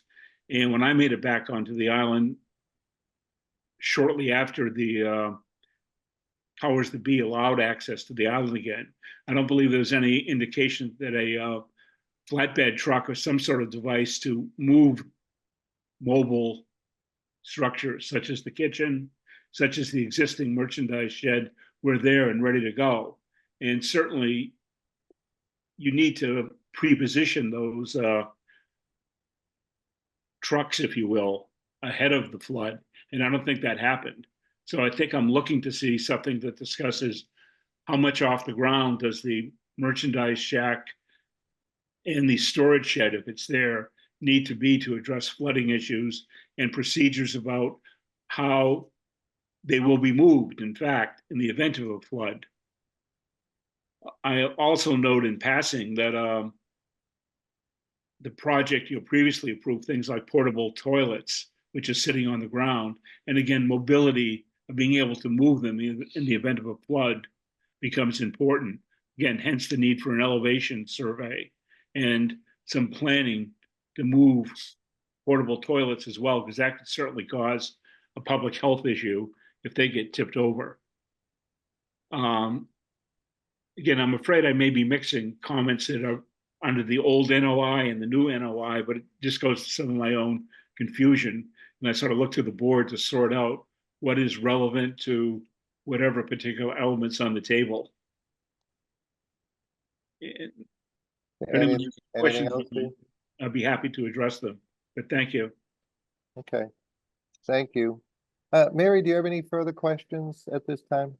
Just in response to Steve's comments, this is it doesn't show up very well, but this is an elevation plan. It does have topo on it. They're well in the floodplain. It's AE 13 and ground elevation is like at 8 or 9. So they're well in the flood zone. I don't know what the building code is for merchandise sheds and storage sheds for elevation above the flood zone, but they're certainly in it. Yeah, I had a conversation with the building inspector to get some clarity on permanent structures and temporary structures. And permanent structures of that are on a foundation piling requires a permit to install and a permit to remove. Temporary structures, which can be anything from a storage container by his determination, or a dumpster. Never raised the question of porta potties, but they dropped off one day and picked up the next in a number of different construction sites. Does not require permitting, does not require a permit to install a temporary structure or to remove it. And that was his guidance. Yeah, this was a question that's been percolating along. And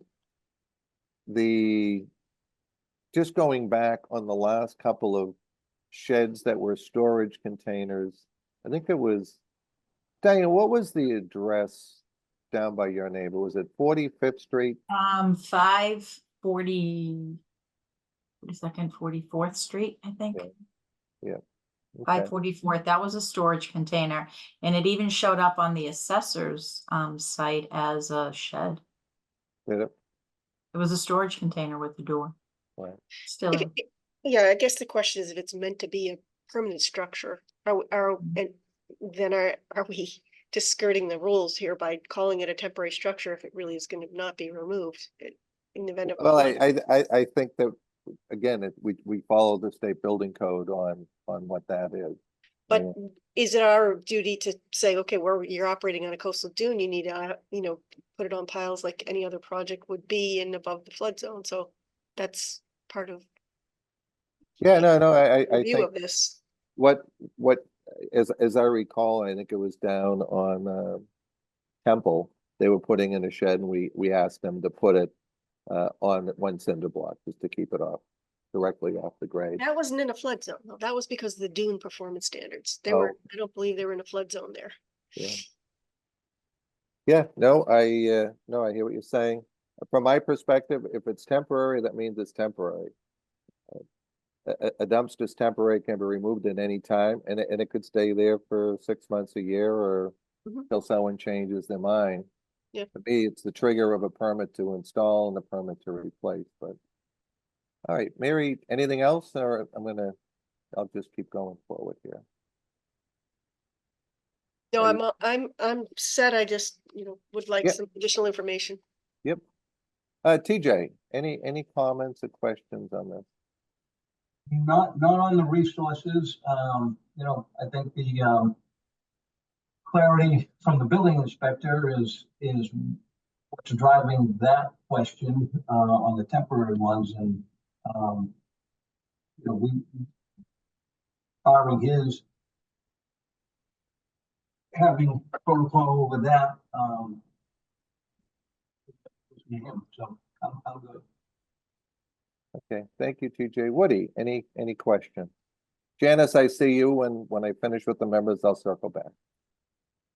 I don't have any questions right now, Bob. Thank you. Okay, Mick, question? Right now, Bob, thank you. Okay, Diane, any questions? No, Okay, I don't have any additional questions. Janice, please give us your name and address and what's on your mind. Janice Forrest, 72 Old Point Road, Plum Island. I just have a simple question. How many boats are on the site now? We may have to license it as a marina. That's a good question. Vince or Matt, can you answer that? Yeah, there's total of 3 that were donated by the Lowell's Boat Shop. There's one that is essentially just a flower bed that is right next to the container. There is the one that's just south that is used essentially as seating. And then the third one is just kind of decorative that has turned into a kid's playhouse, which is a part of the reason we also want to remove it, because it just gets beat up, and it was not the intent that it be used as a jungle gym. Okay, thank you. Anything else, Janice? Nope. Okay, Steve, a follow-up question? Yes, please. Thank you, Mr. Chair. Again, I'm not arguing against the proposal, but rather just trying to raise concerns which I think are curable in terms of concerns about being off the ground and avoiding being swept away during any floods.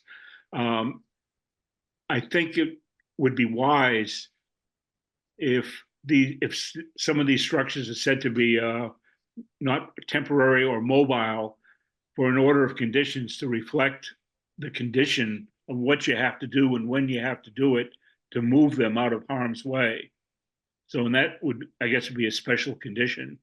So, and I'm not an engineer or a traffic guy that I could offer up some language just yet, but I think that's something I would ask the commission to be thinking about, triggering the movement of these mobile facilities, particularly, if we can revisit the mobile kitchen with gas and electricity hookups, it becomes critical to not have that flood, in my opinion.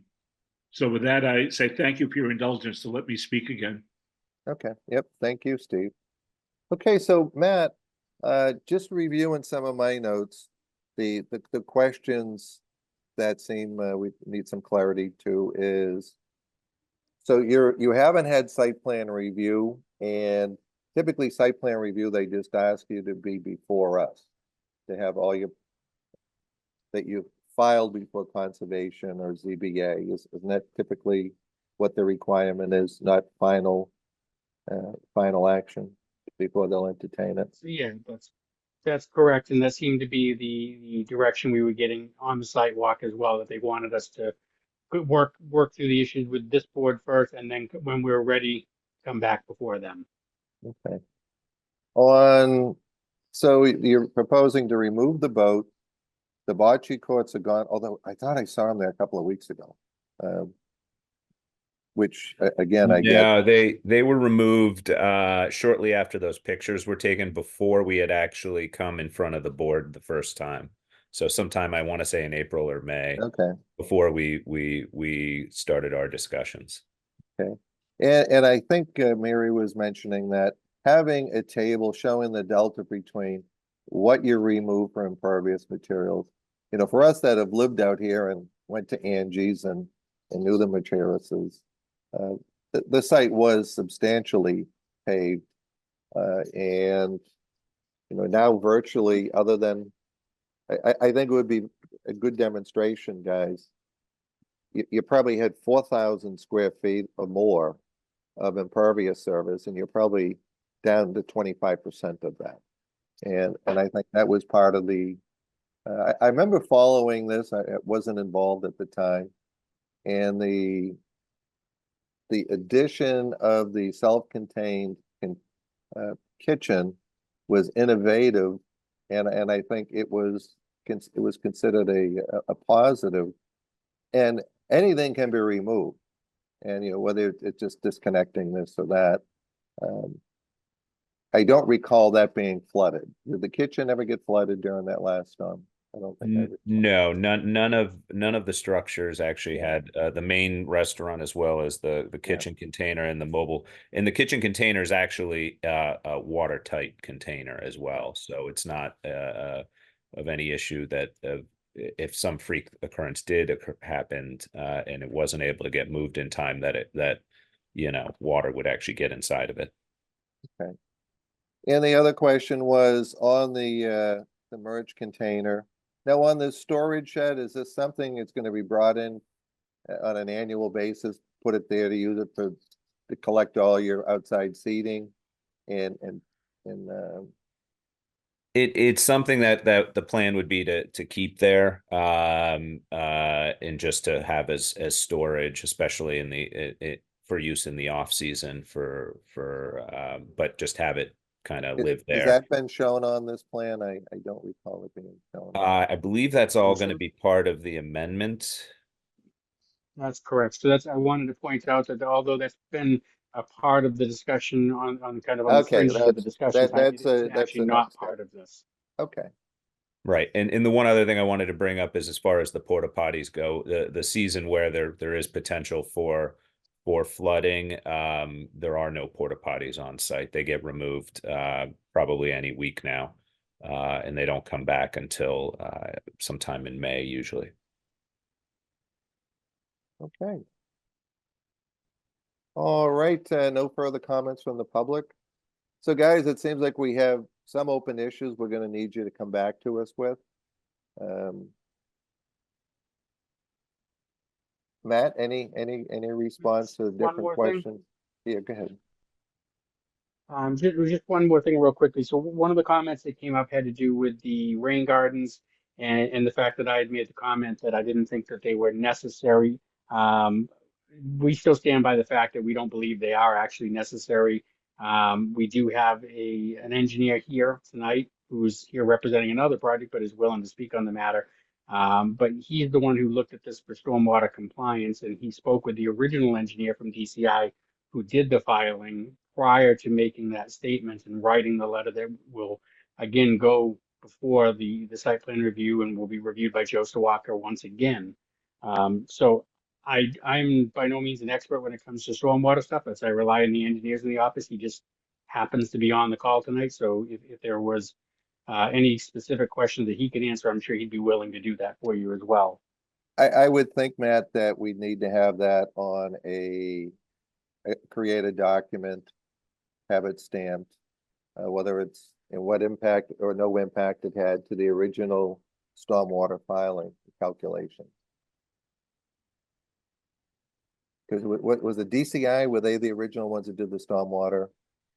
calculation. Correct. It was Steve Sawyer and DCI who did the original. And so here in the application, we did submit, like I said, the letter to the Newbury Planning Board. Specifically, this was sent over to Joe Sawaka, I think, in a draft form for him to make sure he was in agreement with it before we, move forward with this.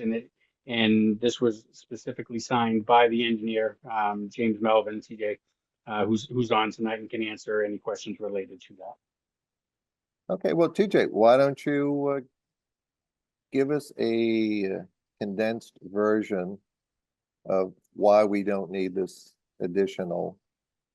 I think that the big intent was when we did the site inspection, guys, was one to clean up the work that you already have on your expired orders and have no net change. That if the rain garden we're going to utilize X amount of gallons, that whether you had one or two, there couldn't be a net reduction. Same thing on the plants.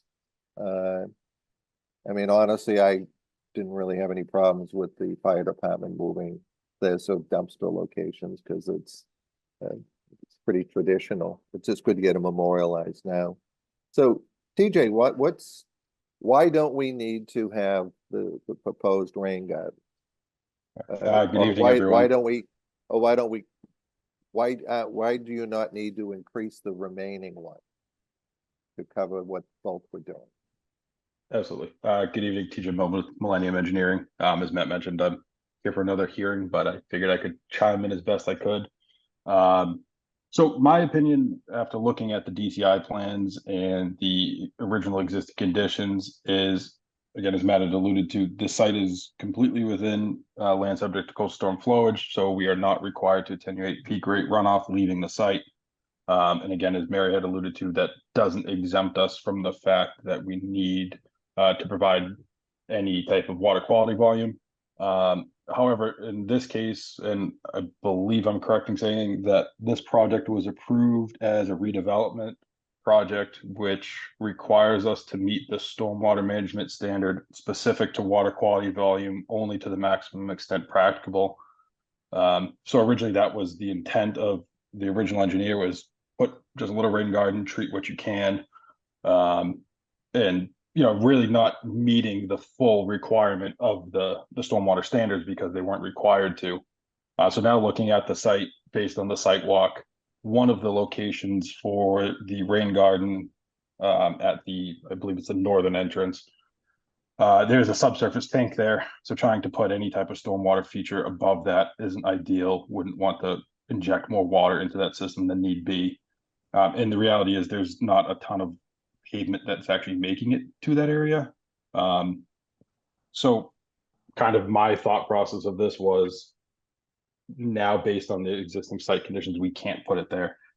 So if we were to go down to the southern rain garden, kind of a similar fashion, in order to put the berm in as was required, we'd have to expand that basin a little bit larger. A lot of this parking lot, or the paved surface that runs to it, isn't providing extra treatment, isn't kind of netting out all of the treatment for any of the rest of the site. And further, a lot of it actually runs to the sand and infiltrates before it makes it to the rain garden. So that was kind of my thought process was, this was a redevelopment site. What was originally approved was maximum extent practical. And now based on the existing site conditions, this is kind of what is the maximum extent practicable at this point. I mean, I think the pushback on that, and one of the discussions we had at the site visit, TJ, was the proposed rain garden in this location. You had the room to expand it. Whether you choose to do that or not, or would like to do that, you certainly have the ability to expand it to meet the coverage that we're losing in the other area. I think in the alternative, and I think Mary could chime in on this. If on some of that paved area in the parking lot, I mean, you've got kind of a mismatch of stone, crush and run, and pavement.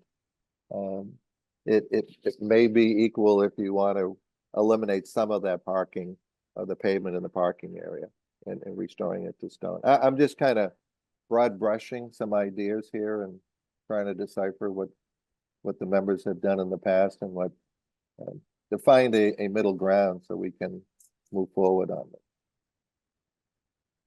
Understood. Yeah, my kind of thought, Matt, if you could actually just scroll up just a little, was even like, say we were to expand that rain garden to meet the volume. Yeah, certainly we can make the volume work, but the practicality of it is that expanding that isn't gaining the treatment over other areas that aren't even flowing to it. So say you're required, for instance, to provide 1 inch of water quality volume over paved surfaces per the standard. If we were to increase the size, we certainly could. It wouldn't, we would just be gaining a little bit more treatment over a smaller area of impervious, and not actually gaining it for the entire site. So yes, theoretically we could have the volume there, but the intent of treating any runoff from an impervious surface, it's not all getting there. So it's not all treating it as the, you know, if this were a brand new project would have to. So then, then what the rain garden that was up by where the sewer interceptor was, what was the calculation of paved area that was going to treat or was going to service? I don't have the numbers in front of me. I just wanted to try to hop on and give my 2 cents of my thought process writing the letter. But I can double check and we can give you back that information at the next hearing. If that rain garden was going to service 200 square feet of paved area, and I'm just using a number, and you proposed eliminating 200 square feet of paved area, that may be more palatable to the commission. One thing I can note on this It's picture free. that is up, we did not actually end up, it's just gravelled in this particular area where it's showing a firmer stone dust, which was where that was going to be running off. It's actually just gravel like the rest of the drive. So it is not as impervious as what was approved. Yeah, Eliminating I'm this just kind giving of you compacted some stone dust. opportunities without duplicating another area. I think we made it clear at the site visit that there was going to be no net reduction of what you had proposed to do. And trying to find a way to accommodate that. I'm just throwing out a suggestion. But. Absolutely, yeah, and I'll double check the numbers of the impervious area reduction. I don't recall the difference between the DCI plan and what's out there today. I know I did look at that at one point. I want to say the overall reduction from existing conditions was about like 12,000 square feet of impervious area, but we can definitely double check that, and there may even already be a reduction from the approved plan in impervious areas that would otherwise trigger water quality volume treatment, and we can get that back to you. Okay, or that concrete apron that was originally approved to stay was removed. I think that's the table, the delta between the give and take on this that we're looking for. Understood. Yeah, we can look at that. Okay. All right. Any members have any additional questions? Oh, I'm assuming the applicant wants to request a continuance of the public hearing to October 1st. Correct. Correct. Okay. All right. I'll entertain a motion to continue the public hearing at the applicant's request to our October 1st meeting. so moved. Okay, was that TJ was the second? Yeah. Okay, roll call, all in favor. Mary, Yes. TJ, Aye. Woody, Yes, Mick, Hi. Diane, Yes. and Bob Connors votes yes. Thank you, guys. And TJ, I think you're up on the next one. Okay, next matter is a continued public hearing. Notice of intent DEP file number 0501432. 3 Newburyport Turnpike for the construction of a mixed-use residential retail building and parking area, installation of utilities and all associated grading within 100 feet of BBW and IVW. Mason and I were out looking at this site, and I think we're gonna let TJ walk us through where they're going. And I would probably recommend that we do a site visit with the entire commission at some point in the near future. TJ, why don't you bring us up to speed? Good evening. All right. Good evening, everyone. TJ Melvin with Millennium Engineering. Let me pull up the site plan here. Can everyone see that okay?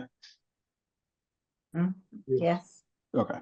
So this project was approved by the commission back in, I believe, early 2021. Again, it's a mixed-use building, 14 residential units and 3,000 square feet of commercial space. With the one-way into the site, the associated parking lot, and the one-way exit right at the traffic circle.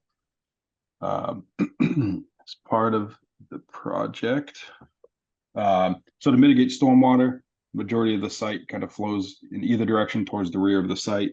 Stormwater is collected, and we have a rain garden located in the back of the building here. To date, as the chair had mentioned, you know, they've been out there. So this project construction had started maybe a year to 2 years after the approval. There was some delays with COVID and everything of the applicant actually moving forward with the construction on site. The site has been cleared. It was the majority of which was already done beforehand. You know, fill had been brought in. The rain garden's been pretty much, it's shaped. You know, we have the berm in the back, the overflow's installed. It's definitely not complete. The foundation has been installed. You know, there was some, I guess, parting of the ways between the applicant and the previous contractor. So he has since got a new contractor, you know, that's going to take this and complete it. Utilities have already been installed. The building is not fully connected, but everything in the roadways, the sewer pump and the connection to the manhole has been installed, as well as the water main extension. As part of this project, as well as, you know, asking the commission to kind of reapprove the project that was previously approved, we do have one minor change that we would like the commission to consider. As part of, you know, furthering the architectural plans from the permitting set that we had originally started with, they kind of put some more definition to the commercial spaces on the first floor. It's requiring egress from the back of the building.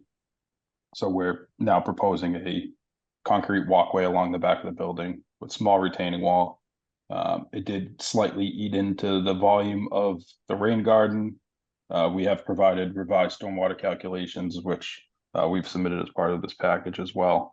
And the other change is to provide a transformer pad in this location here. Again, we, you know, have approvals from the select board, the planning board, that those are all still in place. Really, the order of conditions had expired. We were kind of hoping, as was brought up earlier, for that kind of permit extension to kick in and come before you with just an amendment, but we're refiling the notice of intent to kind of get the order of conditions back in place, and again, also ask for the approval of that minor change. Moving forward, assuming that, you know, at some point we do obtain approval for this, I know the contractor wants to, you know, they're gonna have to do some work to the foundation. Not sure the extent of that. It may be coming out and put it back in. And he really wants to get going, get the erosion controls back up the speed where they need to be. Once foundation's in, they can kind of progress a little bit more in the rain garden and continue on with the rest of the site work. So it's a brief overview. I'd be happy to answer any specific questions the commission may have, and can go into any further detail. Okay, thank you, TJ. So TJ, Mason and I walked the site, and so the outstanding enforcement order gives you the ability to refresh all of the, actually, we'd actually want you to refresh all the erosion control. The contractor did call me to ask about that. So looking at the site, obviously it's an interesting site, to say the least. And I think it'd be beneficial for the members to have a site visit out there sooner rather than later to walk us through it. There's a lot going on, a lot of stuff, directly behind the foundation. I mean, within feet is a cat and nine tails. You know the area that I'm talking about? If you're Not- looking at, if you move your cursor, you're down to the bed, head back towards, right in that area, right behind that area there, directly behind the building. Mason, do you recall that was? Yeah, it almost looks like a small catch basin for rain or something, but it's a pretty good size impression in the ground on the backside of the building. It was just the vegetation that was in it that was. Right, well, that's indicative of wetland. Yeah, so again, this had kind of already, this has been dug out to be a rain garden with plantings. So Oh, okay, I get yes, you. yeah, so this Okay. this whole dashed thing here is the outline of what Rain was garden. shaped for the rain garden. And it's kind of Okay. sat for the past 6 to 9 months, so. Okay, then that makes a lot more sense to me. All right, why don't I do this? Let me open it up to questions from the members. So Mary, questions for TJ? I think a site visit would be very beneficial to all of us. Yeah, I think I need to abstain on this because I was involved in the original cleanup on this site, so. Okay. Thank you. All right, thank you, Mary. TJ, I think I'll wait for the site visit. okay. Woody, questions for TJ on this? I don't have any questions at this time, other than I will make the comment that there was talk of snow storage. And I don't know if there's still a snow storage area to the north of this. Yeah, I on the see it north side of still the- shows the on the plan. I know there's some on the south. but I don't know. Actually, on the south side, okay. Oh, yeah, there is at the north side too. If you scroll back up, Yeah, so I think, yeah, right on the property line between that and Subway, it looks like it's still showing Yep. snow. yeah, I think one of the questions that had come up with the planning board was we just have a kind of errant note here to be removed. That was in reference to another thing that just has to be deleted. So we are proposing snow storage on both the north and south sides of the building. Okay. What That's is all. what is the status of your site plan? That's still in force, TJ? Yeah, so we did go in front of the planning board about a month ago for a minor modification for the walkway and the transformer pad. And they obviously the order of conditions had expired for this, as well as they wanted kind of the commission's feedback before they really took it much further. There were some other questions regarding walkways and access to Route 1, which we're not proposing to change at this point and, have DOT approval. So really, they were looking for the commission's feedback and getting an order in place on this project. Mick, any questions for TJ on this matter? No, I think I'm gonna wait for the site walk. Good to get boots on the ground on this one, I think. Okay, Diane, any questions for TJ on this one? No, thank you. Okay, so TJ, the original rain garden, are you encroaching on that with the walkway, and are you going to replicate the like kind amount, expanding the rain garden to compensate for the concrete wall in the back of the building, excuse me, for the walkway and the retaining wall you're proposing in the back of the building? We are slightly encroaching on it. Our intent was not to expand it anymore. I did update the stormwater calculations to show that, the rain garden still does have sufficient capacity. It really bumped it in about a foot. Okay. So it still has sufficient capacity, and the peak runoff rates, are still within the stormwater standards. So there's really a small tweak to it, which I'm not, I guess expanding it would kind of just provide extra, I guess, closer alteration to the wetland, as we're kind of already pinched with what we have. But again, it's my opinion that it has enough volume and the rates still work. Okay. Okay, are there any raised hands from the public at this time? don't see any. All right, so TJ, Woody, did you have a question? No, not at all. Okay. So team, I think a site visit would be very insightful for all of us.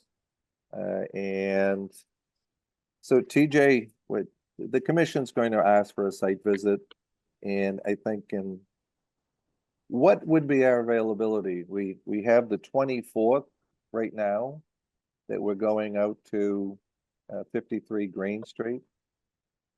TJ, how is your availability on Tuesday, the 24th? Just give me one sec. I can make that work. You said it was morning? Yes, I think we were doing Green Street at 8. I don't think we're gonna be there more than 20 minutes. It's gonna be, I think, pretty quick. So 8:30, 8:45, does that work for you, at 9 o'clock, TJ? Yeah, I'll be there. I'll be there for 8:30. Okay. Mick, how does that work for you? Diane, I okay. can be there. Okay. Woody, how about yourself? Yep, sounds good. Okay. So TJ, I'm anticipating that you're going to request that we continue this public hearing to our October 1 meeting. Yes. Okay, I'll entertain a motion to continue the public hearing at the applicant's request to our October 1st, 2024 meeting. So moved. So moved. So it looks like TJ, and was that you, Woody? Yes, second. Okay. Okay, roll call, all in favor. Mary has abstained. TJ, Aye. Woody, Yes. Mick, Diane, Yes. and Bob Connors. Okay, so Mason, what we'll do is we'll schedule a site visit for 8:30 on the 24th at 3 Newburyport Turnpike. Will do. Okay, and TJ, it may be beneficial to have the contractor there as well. Yes, absolutely. Okay, and I think that way that we can make sure that the erosion control gets back in the way that we want it to. All right, well, team, that is our last matter. I know you have had two, but then, Okay. So under general discussion, I have a request into town council on what the zoning update is on the ADUs for Plum Island, the PIOD overlay area. Be interesting to see how that's going to, work on that, and what does this order by right do? Is that the overlay district was pretty restrictive on bedrooms and matters like that. So I think we can anticipate we're going to have some future applications that will be trying to address this. I'd like to get ahead of that. So last words.